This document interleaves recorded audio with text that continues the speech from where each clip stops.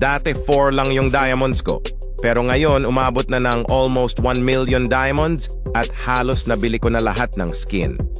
Well, tuturuan kita kung paano dumami diamonds mo sa Mobile Legends katulad ng diamonds ko. Pero bago ang lahat, congrats pala sa mga nabigyan ko ng 20 epic skin at may 4 pa akong nabigyan ng tig 10,000 diamonds. At baka ikaw na next manalo.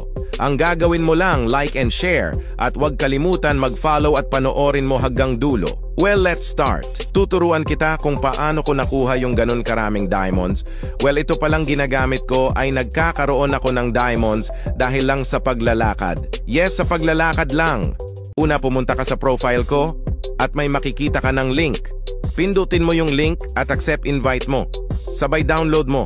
Pagkatapos mo i-download, open mo at mag-sign up ka lang.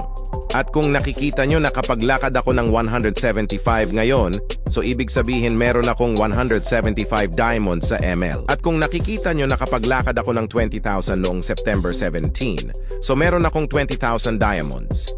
Basic lang 'di ba, isang lakad ibig sabihin isang diamonds. But there's more. If ayaw mo ng diamonds, pwede mo ito ipalit sa pera. Kunti pa lang may alam nito kaya subukan nyo na. Pero kung bago ka pa lang sa app, maglakad ka muna ng 3 to 7 days bago mo maklaim yung diamonds.